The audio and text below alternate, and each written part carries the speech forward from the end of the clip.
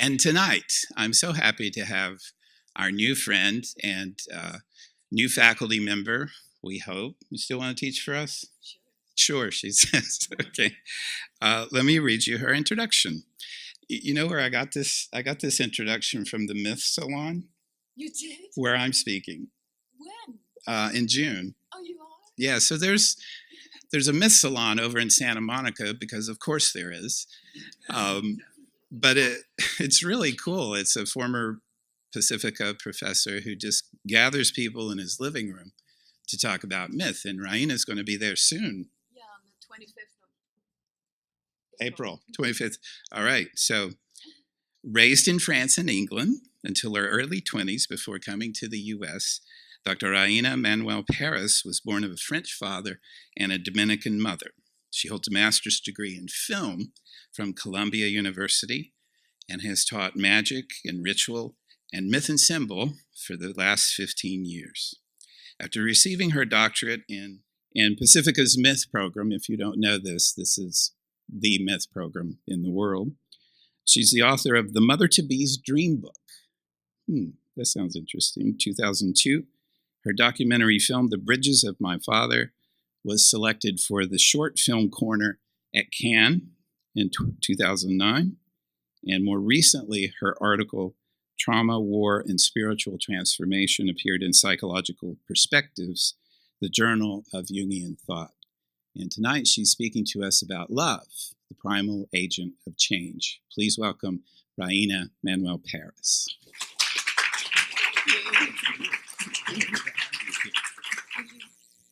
Here we go. He whom love touches not walks in darkness. Plato. Both Plato and Aristotle, I guess they agreed about something, tell us there are at least 7 kinds of love. Eros, the closest to our notion of romantic love. Philia, which mostly has to do with friendship and goodwill. Storge, which is a kind of philia but related to parents and children, a sense of familiarity and dependency. Agape, a universal love, whether it's for strangers, for nature, for God, and it is related to altruism. Ludus, which is a playful love, which is more interested in fun and seducing rather than committing. Pragma, a practical love, about duty, reason, and long-term interests. Philautia, which is self-love, and that can be either positive or negative. Unhealthy self-love is related to hubris, as one who places himself or herself above the gods, like some of our politicians. Healthy self-love is akin to self-esteem, and it's a strong emotional compass, an inner compass, does not depend on outer validation in the form of other people, money, status, or fame. It's a good one. And all of these loves actually can interact and influence one another, and they do so in most of the stories and things we're going to be looking at in this talk. And what I want to invite you to look at is love, not just as a personal connection, but also as a societal and political agent of spiritual and cultural transformation, and how the personal can affect the whole. So, courage is an essential element of love. It is the passion of the heart.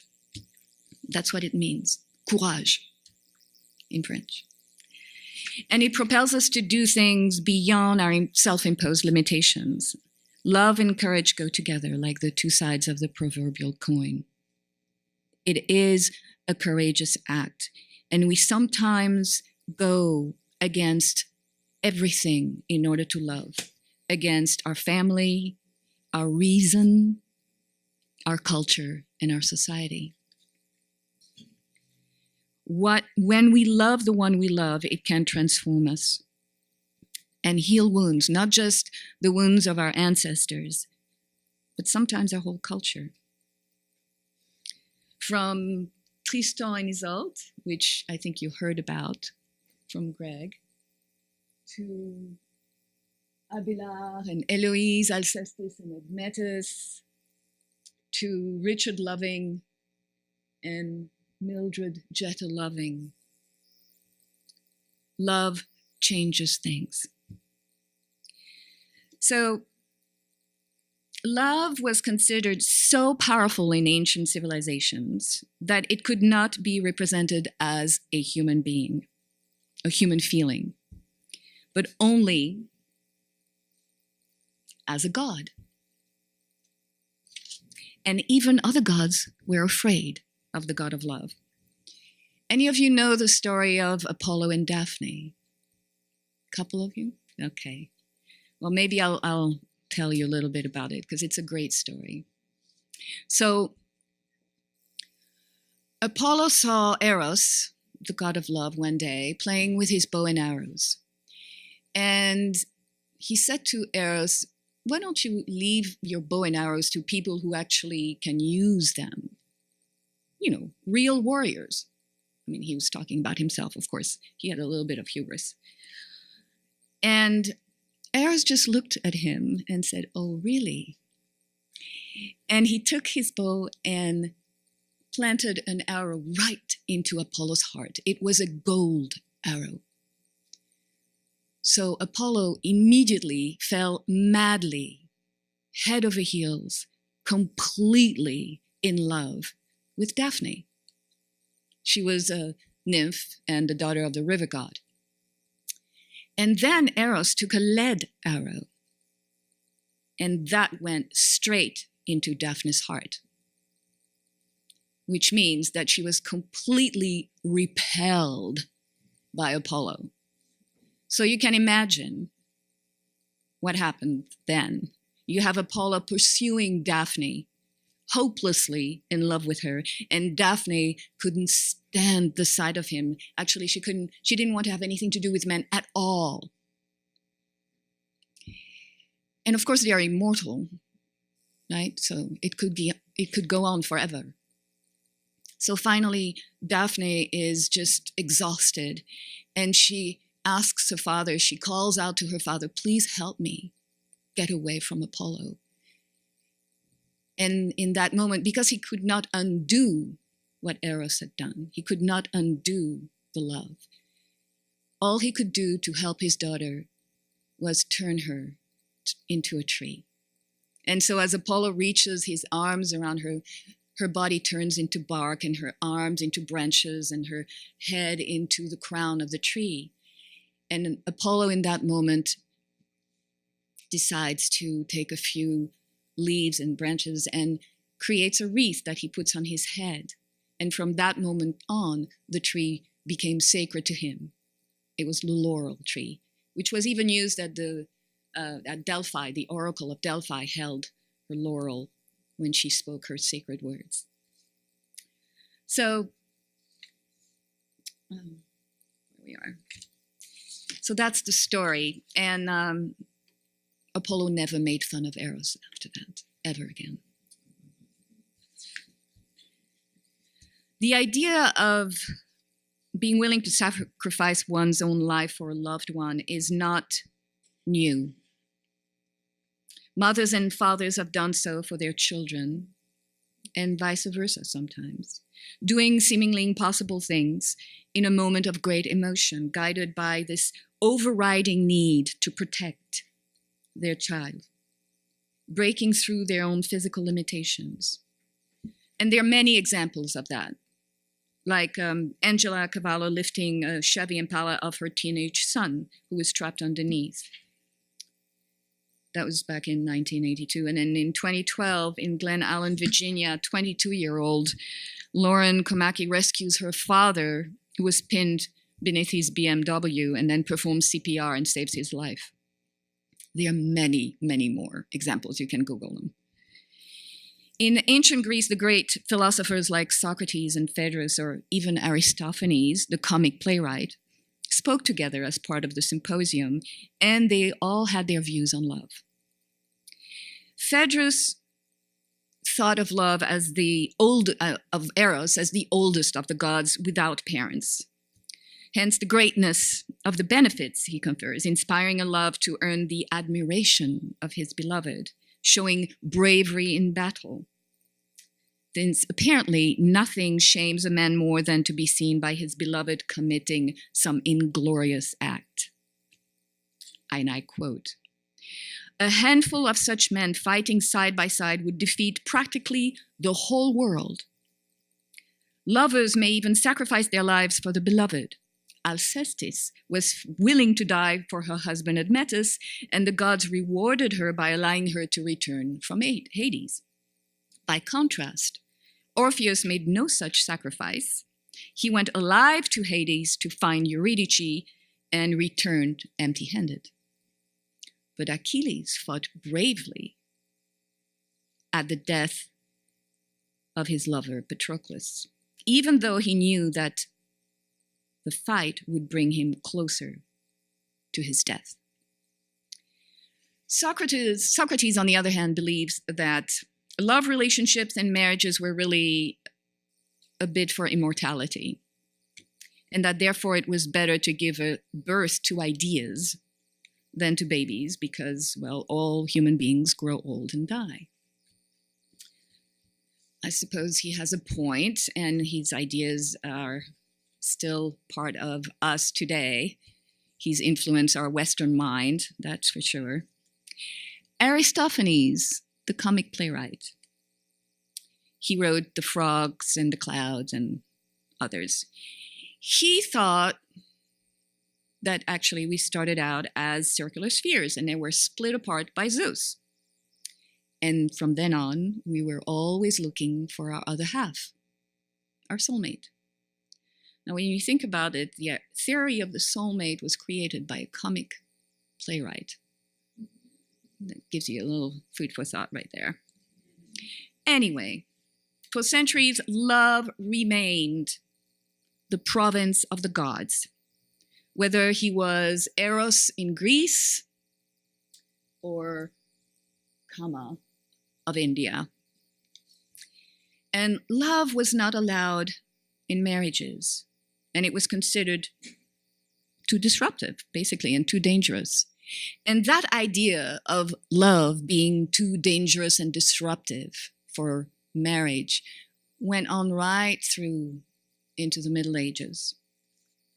Marriage in the medieval times was considered a political and familial affair under strict oversight of the church.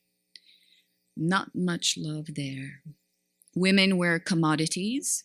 They were property to be used in exchange for power or land or higher status in the society. But then, in the 12th century, came Eleanor of Aquitaine. I don't know how to say it with an English accent. Eleanor of Aquitaine? Yes? Did that work? Okay. She was an amazing woman, and she walked right behind her father, Guillaume X, William X, who was Duke of Aquitaine, and then he died when she was only 15 years old. But he really started the movement of the troubadour, of l'amour courtois, or courtly love, not Courtney love. Okay. So this movement, I think, she really wanted women to be treated with respect and not as property. I think she did that first for herself, but she really wanted that for women. And courtly love, or l'amour courtois, and chivalry were, I think, really born from this desire. The love of the beloved is akin to spiritual love, and a man was meant to devote all of his most daring and chivalrous deeds to he to her who is not his wife, but the romantic ideal of his heart. That is what made him truly a knight. And Eleanor, she was really remarkable.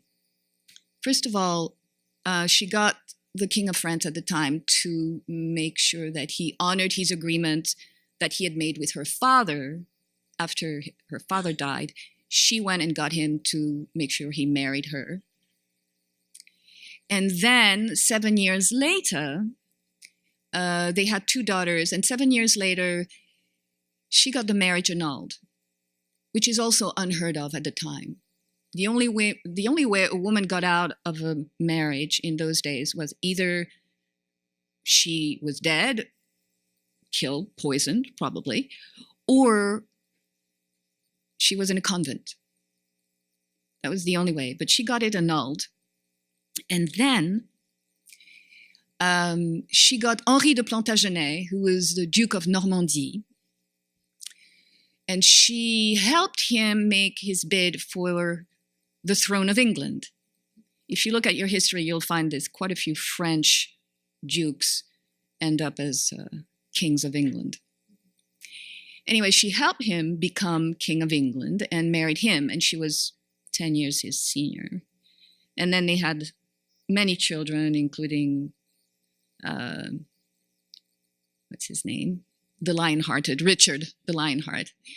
And she outlived most of them, both husbands and children. But because she married both the French king and the English king, she actually took this whole idea of courtly love, of l'amour courtois, from France to England, and how the man could devote all of his chivalry and his deeds to his lady love. And that made him truly a knight.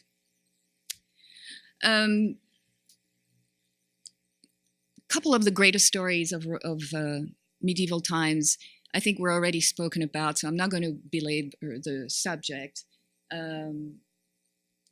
One is a real story, the story of Abélard and Héloïse. And the only thing I want to say about that is, by the way, there was a fantastic French book written from the point of view of Héloïse. In your talk, it was a lot of it was from Abélard's letters, but there is a whole other side, which is also quite wonderful. And it was so amazing to me that all of Abélard's teaching really had to do with love and compassion. And he did live quite an extraordinary love affair, even though it sort of ended pretty dramatically and badly since he got castrated and she was sent to a convent. But that spiritual romantic love was still there as an ideal with transcending time, because we still speak about it today. And of course, the other one is Tristan and Isolde story, right, which is the great story of the medieval romantic ideal. And the one thing I want to say about Tristan, especially in that context, is when he was told that he had drunk that love potion, and that meant that he had drunk his death, because in loving Isolde, he was betraying his king, King Mark. His response was to say that this agony of love was his life, and that he was willing not only to die, but to suffer the fires of hell for this love. And these people believed, literally believed in a literal hell. So for the troubadours, for that notion of romantic love was really a love that was God. Love was God, and therefore transcended everything, including hell, which is kind of amazing.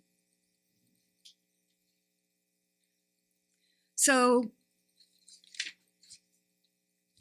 I think the idea that I started with and I wanted to get into more deeply is how love really does change things. Just think about it. When we choose to love the one we were taught to hate, the one who was forbidden, we change things. Whether it's an Irish Catholic loving a Protestant, or a Palestinian loving an Israeli, or a black man loving a white woman in the South, in the 60s, or vice versa. An Orthodox Jew loving a Muslim. And it happens. It's not impossible. It happens. One of my students is actually the beautiful product of such a love. She's an amazing young woman. Love is truly the heart of change. So they have some interesting institutes in Ireland. There's the Institute of Conflict Research, INCOR, which found that mixed marriages have been rising over the last 10 years from 6 to 10%. And there's definitely been a shift in favor of tolerance since the 80s, despite the fact that Northern Ireland is still really divided and entrenched, especially in the workplace and public sector housing. And Nigel Spears, who is the chairman of the Northern Ireland Mixed Marriages Association, NIMA, he does say that mixed couples still suffer hostility from their families and their communities, but it happens anyway. From the abolition of slavery to the civil rights movement to gay rights, if men did not love each other, women did not love each other, if people of different races did not fall in love with each other, change would not happen. Great couples from the beginning of our country's history throughout have broken down barriers and changed the laws that oppressed a group of people. Thaddeus Stevens, member of the US House of Representatives, was the congressional leader of abolitionists in 1848. His lover, Lydia Smith, who was a Black woman, and him, together, ran a station of the Underground Railroad out of his house. Nobody knew about it or found out about it until years later. And then I mentioned right at the beginning, Richard Loving and Mildred Loving. Well, Mildred Jeter Loving. They were such a couple, in spite of themselves, right? They just wanted to be able to be married and stay in their home state of Virginia. They couldn't do that at the time. It was against the law in Virginia.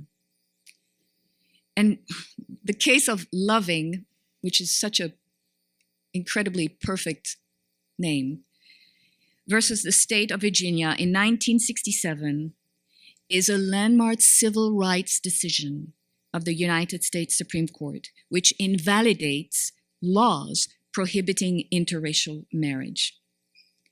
And to me, in some ways, it just represents the heart of the civil rights movement. And this love has contributed to changes in all areas of life. Parents loving their children with mental illness, fighting for their rights, changes things. Mothers marching together, Protestants and Catholics, in the streets of Northern Ireland out of love for their sons and daughters, changed things. People loving the earth and recognizing the importance of plants and trees and animals has changed things. Of course, we can always use more love. Certainly, we could use more love of education, love of the arts, love of the elderly, love for the things that nurture life, love of trees, without which there's not enough oxygen to breathe.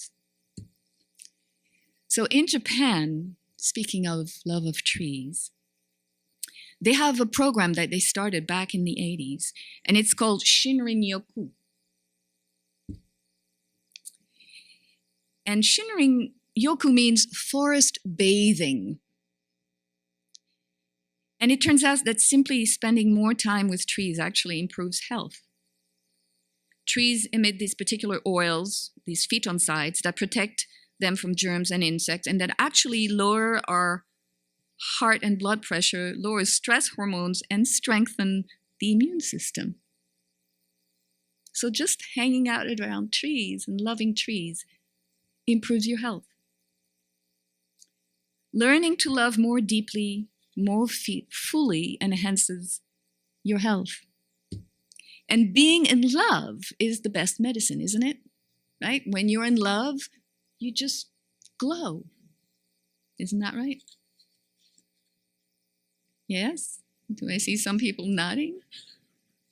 Yes, it's true. So we must expand our hearts to understand that love is indeed the only weapon worth expanding in this world. And obviously, protection of our rights and our freedoms does not come from building more weapons or walls. That only creates more fear, doesn't it? I think only peace can create more peace, and only if you actually hold love in your heart. And that's difficult, but not infeasible. Governments will have us believe that our safety depends on those things, on weapons and walls. But it's not just a lie. I think it's a complete illusion. And weapons always get used in terrible and often unintended ways. And we just look at, recent school shootings. And God, I was driving up here and they were just talking about this person at the YouTube headquarters, right? There's always some innocent paying the price. The heart of change is about reaching out to another with humility, and it's about connection. It's connection as the Irish poet Jonathan O'Donoghue talked about, not just encountering someone, but really connecting with them. One of our great lovers of nature was the biologist Rachel Carson. She contributed more than any other person to awakening the modern environmental consciousness. Her book, Silent Spring, in 1962, was published just 18 months before she died of cancer. And that has direct link to the creation of the US Environmental Protection Agency and the whole sustainability movement today. But of course, there was a violent pushback against that book. And usually comes from those who are most culpable in that department: the agricultural and chemical industries, the pharmaceutical industries. Those were inconvenienced, right, by the truth that Carson exposed. So there was a whole propaganda to discredit her, and also her publisher. And the most frequent accusations of all was that of being a woman, a spinster, and a communist. She was a biologist, mind you. And I love these accusations actually came from a former Secretary of Agriculture. His name was Ezra Taft Benson, who would later become prophet of the Mormon Church.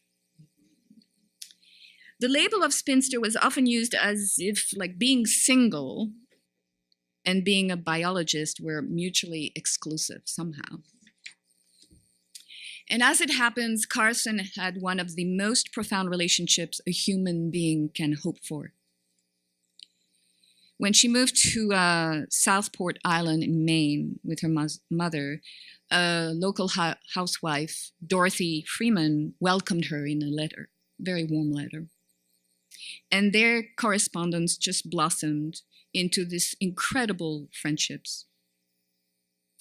And the last 12 years of Carson's life, it was really Freeman's love and devotion that helped the scientist with her struggles with not just her health, but depression and all kinds of other things. And she also really was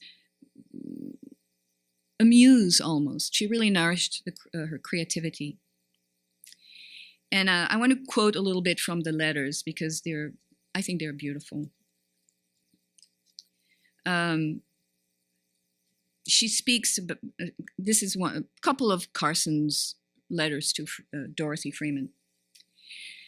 I do know that the facts that we are, to an incredible degree, kindred spirits, and that for many reasons we need all that we mean to each other probably lie at the heart of our love.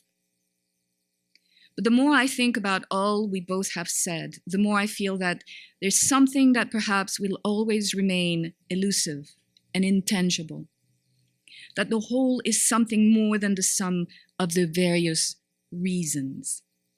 And then she talks about Henry Beston. He's a writer and naturalist that Carson admired and who had reviewed her book, Under the Sea Wind. He says in the review I'm sending you today, the sun is always more than a gigantic mass of ions. It is a splendor and a mystery, a force and a divinity. It is life and the symbol of life. And I have to quote Henry Beston a little bit more because he's just so wonderful. And in the there's one quote I really like in The Outermost House. And he says, nature is a part of our humanity, and without some awareness and experience of that divine mystery, man ceases to be man. And then I'll quote from the final letter that Rachel Carson sent to Freeman. And Freeman was coming to see her for what was to be the last visit. And actually, she didn't get her letter until 2 weeks after Carson had died. My darling, you're starting on your way to me in the morning, but I have such a strange feeling. Oh, this is just so beautiful. Anyway, that I may not be here when you come. So this is just an extra little note of farewell, should that happen. There have been many pains in the past few days, pains in her body, and I'm weary in every bone. And tonight there's something strange about my vision, which may mean nothing, but of course I thought, what if I can't write, can't see tomorrow? So a word before I turn out the light. Darling, if the heart does take me off suddenly, just know how much easier it would be for me that way. But I do grieve to leave my dear ones. As for me, however, it is quite all right. Not long ago, I sat late in my study and played Beethoven and achieved a feeling of real peace and even happiness. Never forget, dear one, how deeply I have loved you all these years, Rachel. Love is also at the core of most spiritual and philosophical traditions. And I can't talk about love without talking about Dr. Martin Luther King Jr. So he used Christian social ethics and the New Testament concept of love heavily in his writings and speeches. But he was as influenced by Eastern spiritual traditions, Gandhi's political writings, Buddhism's notion of interconnectedness of all beings, and ancient Greek philosophy. He transmutes spiritual ideas from various traditions into secular principles just brilliantly in his 1958 essay, An Experiment in Love. In it, he examines the essential principles of his philosophy of nonviolence and how these basic tenets can be used in guiding any successful movement of nonviolent resistance. And this essay was actually written 5 years before letter from Birmingham City Jail. Nonviolent resistance avoids not only external physical violence, but also internal violence of spirit. The nonviolent resistor not only refuses to shoot his opponent, but he also refuses to hate him. At the center of nonviolence stands the principle of love. Along the way of life, someone must have sense enough and morality enough to cut off the chain of hate. This can only be done by projecting the ethic of love to the center of our lives. Here, Dr. King turns to ancient Greek philosophy, pointing out that the love he speaks of is not eros, not the sentimental and affectionate romantic love, but love in the sense of understanding and redemptive goodwill. He's referring to the Greek word agape, different from eros or philia. And he explains what it means for him. Agape means understanding, redeeming goodwill for all men. It is an overflowing love which is purely spontaneous, unmotivated, groundless, and creative. It is not set in motion by any quality or function of its object. Agape is disinterested love. It begins by loving others for their sakes. It is an entirely neighbor-regarding concern for others, which discovers the neighbor in every man he meets. Therefore, agape makes no distinction between friends and enemies. Wow. This notion is nearly identical to one of Buddhism's 4 Brahmaviharas, or divine attitudes, the concept of metta, which is usually translated as loving kindness or benevolence. For King, agape is love in action, a love that forgives no matter what, and that can restore community.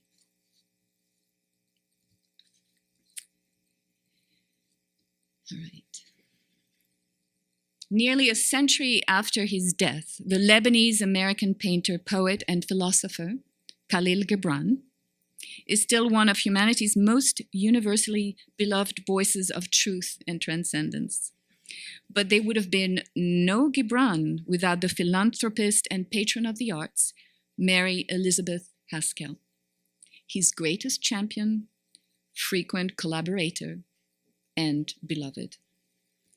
Haskell and Gibran met on May 10th, 1904 at a friend's studio. He was 21 and she was 31. Impressed with his art, Haskell soon offered to send Gibran to Paris to study painting. And she paid for it. According to this wonderful woman, Maria Popova, she has this amazing newsletter called Brain Pickings. Haskell's generosity was born from an equally open heart. Gibran fell in love with it, and he came to see her as more than a generous benefactress, but a kindred spirit, a woman of uncommon tenderness, and above all, a person willing to descend into the deepest trenches of his psyche and climb to the highest mounts in order to understand him, which he considered the greatest measure of love. It was through her generosity that he survived as an artist, and it was through her selfless love that he found himself as a man.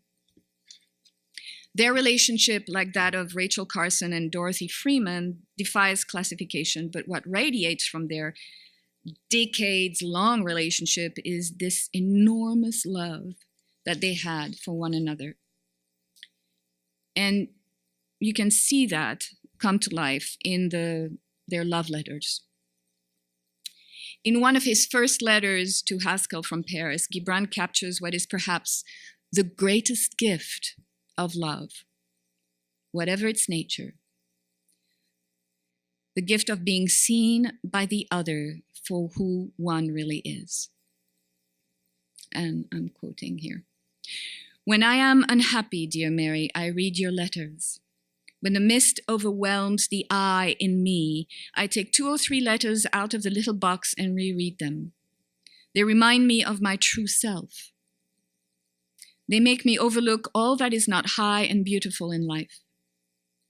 Each and every one of us, dear Mary, must have a resting place somewhere. The resting place of my soul is a beautiful grove where my knowledge of you lives. The following spring, their relationship took the most defining turn. The decision, which was really radical at the time, not to get married, but to remain each other's most intimate partner in life. And it was actually Haskell's decision, her decision, not his. And perhaps prophetic, because I think her non-possessive love would eventually lead Gibran to his timeless advice on healthy relationships in the book, The Prophet. I'll quote a couple of lines from this. Let there be spaces in our togetherness, and let the winds of the heavens dance between you. Love one another, but make not a bond of love. Let it be rather a moving sea between the shores of your souls. Give your hearts, but not into each other's keeping, for only the hand of life can contain your hearts. And stand together, yet not too near together. For the pillars of the temple stand apart, and the oak tree and the cypress grow not in each other's shadow. So what's the use of falling in love if you both remain inertly as you were? That's the question Mary McCarthy asked her friend Hannah Rand. And I'm going to talk a little bit about that. The question is, I think, meaningful because it speaks to the central necessity of love. At its truest and most potent, love always does change us in all our painful places, and it invites us to fulfill our highest human potential. It is an invitation. But the romantic ideal upon which our modern mythos of love is built renders love, I think, vulnerable and fragile, precisely because it demands so much, or maybe too much. When lovers are expected to fuse together so closely, it can become codependence, inhibiting the possibility of growth. In the most nourishing kind of love, the feeling of togetherness coexists with a sense of one's own individuality. The two aspects always in dialogue. The philosopher Martin Heidegger expresses it perfectly in his love letter to Hannah Arendt. She was a busy lady. Why is love rich beyond all other possible human experiences and a sweet burden to those seized in its grasp?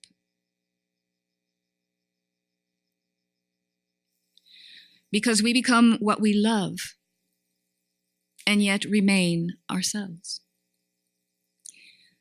That is the key, I think, and not so easy for some of us, to love fully and openly and yet remain true to ourselves. And I think that's what, this difficult balance of intimacy and independence is what Khalil Gibran really was looking at in The Prophet.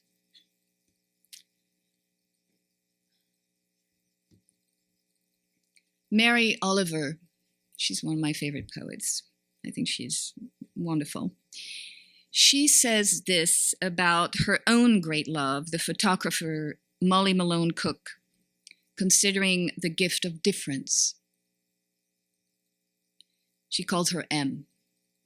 M and I plagued each other with our differences for more than 40 years. but it is also a tonic. Along with the differences that abide in each of us, there's also in each of us the maverick, the darling, stubborn one who won't listen, who insists, who chooses preference or the spirited guess over yardsticks or even history. I suspect this maverick is somewhat what the soul is, or at least that the soul lives close by and companionably with its agitating and inquiring force. And of course, all of it, the differences and the maverick uprisings, are part of the richness of life. If you're too much like myself, what shall I learn of you, or you of me? I bring home sassafras leaves, and M looks and admires. She tells me how it feels to float in the air above the town and the harbor, and my world is sweetened by her description of those blue miles. The touch of our separate excitements is another of the gifts of our life together.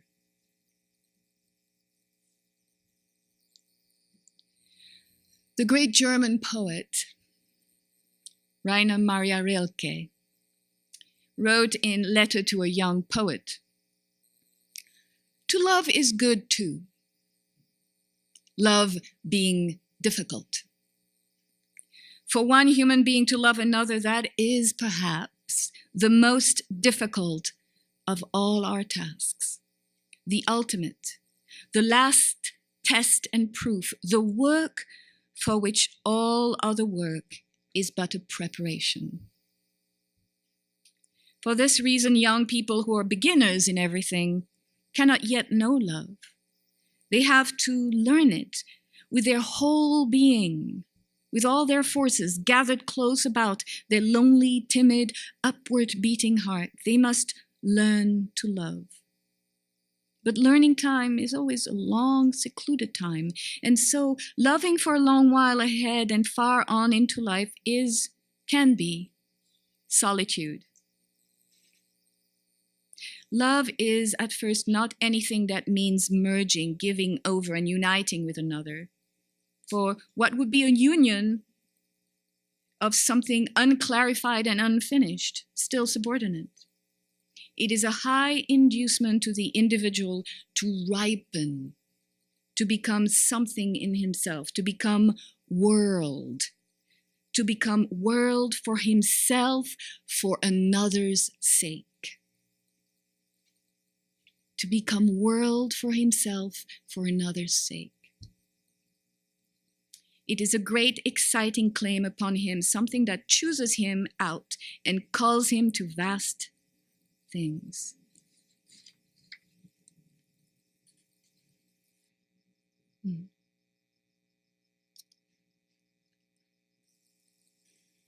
A love story in letters contains the exchange between Rilke and the Russian-born writer, intellectual, psychoanalyst, and muse of Europe's fin de siècle thinkers and artists.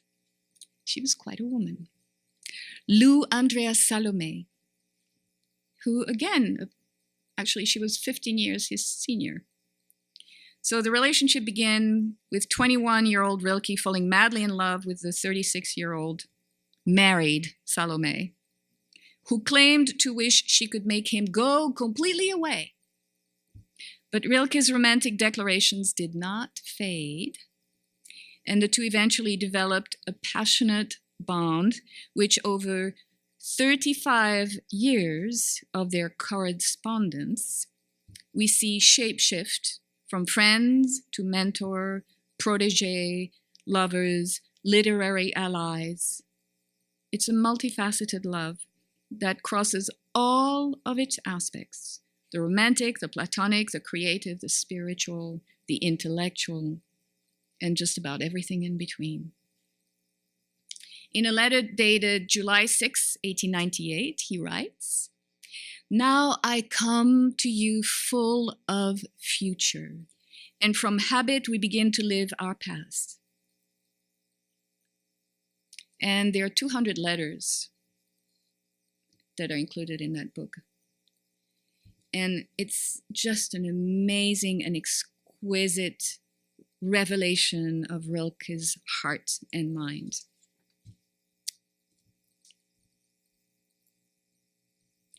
So, there was a study, Harvard's Grant and Gluck study, that took 75 years. It's probably the longest study ever made, tracking the physical and emotional well-being of two very different populations, all men at that time. That's what they did.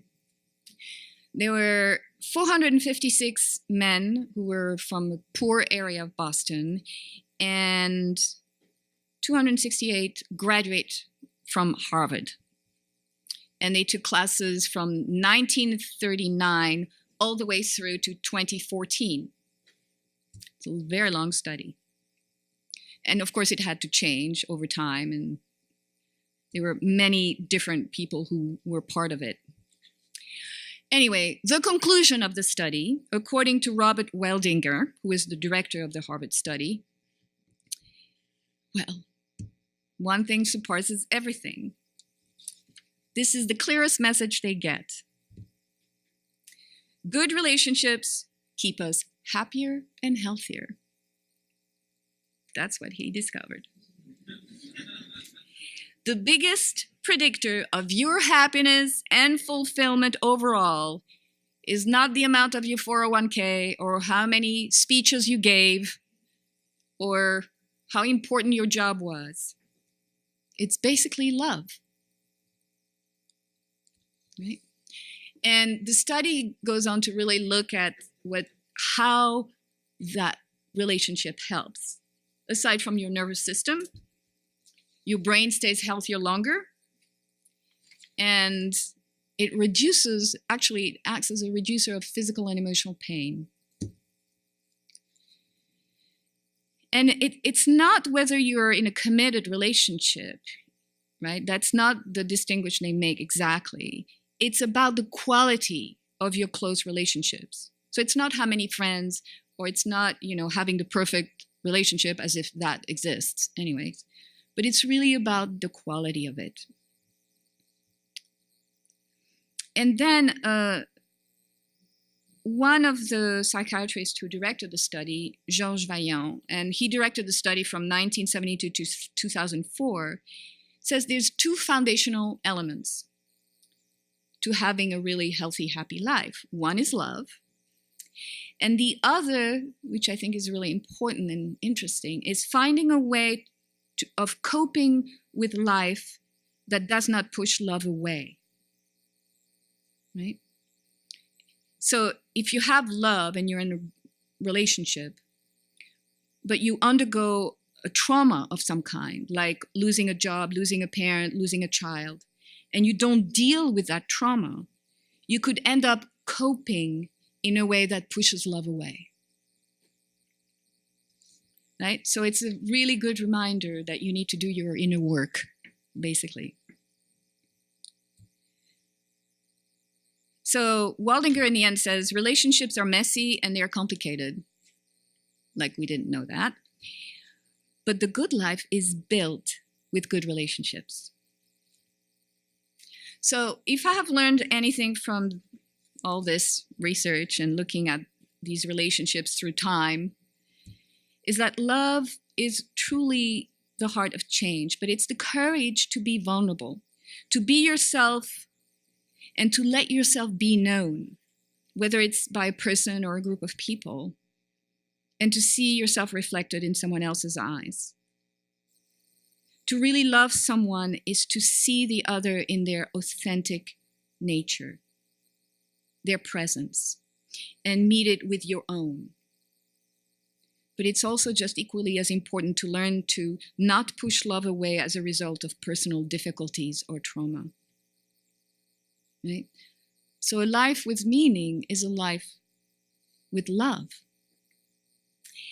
And I have to invoke the feminine principle, the feminine aspect of life, not the gender. I'm not talking about the gender. And specifically in the way that Marion Woodman looks at it. Are you still with me? We're almost done. So she explains how the feminine principle lives or is suppressed in both men and women. The feminine principle is about relatedness, right? Not the gender, the principle. And she says, instead of breaking things off into parts, the feminine principle says, where are we alike? How can we connect? Where's the love? Can you listen to me? Can you really hear what I'm saying? Can you see me? Do you care whether you see me or not? And then she continues. Now, those are very serious questions. And the feminine is difficult to talk about because so few people have experienced it, right? That experience of truly being seen as who you are. The feminine is presence and relatedness and a heart that can open so that when you meet another person, you actually are seeing that person's authentic self, right? And then she asks, what meaning does human life have if nobody has ever seen you? So we can also add the words of Erich Fromm, the psychologist and humanist. In The Art of Listening, he says, to understand another means to love him, not in the erotic sense, but in the sense of reaching out to him and overcoming the fear of losing oneself. So for him, understanding and loving are inseparable. If they are separate, it's a cerebral process, and the door to essential understanding remains closed.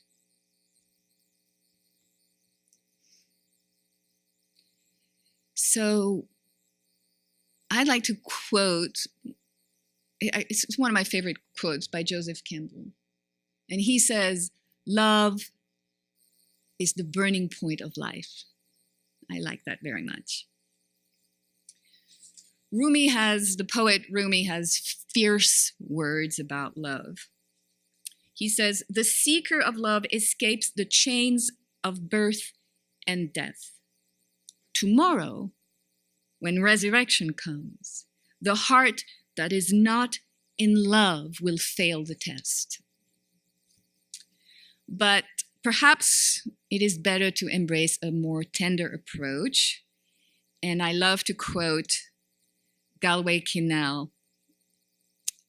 He's a Pulitzer Prize winning poet. He died in 2014, actually. This is what he says. We're all seeking that special person who is right for us. But if you've been through enough relationships, you begin to suspect there is no right person, just different flavors of wrong. Why is this? Because you yourself are wrong in some way, and you seek out partners who are wrong in some complementary way. But it takes a lot of living to grow fully into your own wrongness. And it isn't until you finally run up against your deepest demons, your unsolvable problems, the ones that make you truly who you are, that you're ready to find a lifelong mate. Only then do you finally know what you're looking for. You're looking for the wrong person, but not just any wrong person, the right wrong person. Someone you lovingly gaze upon and think, this is the problem I want to have. I will find that special person who is wrong for me in just the right way, so that our scars can fall in love. So in the end, all I can say is that love is not only a question to be answered, but also a mystery to be lived.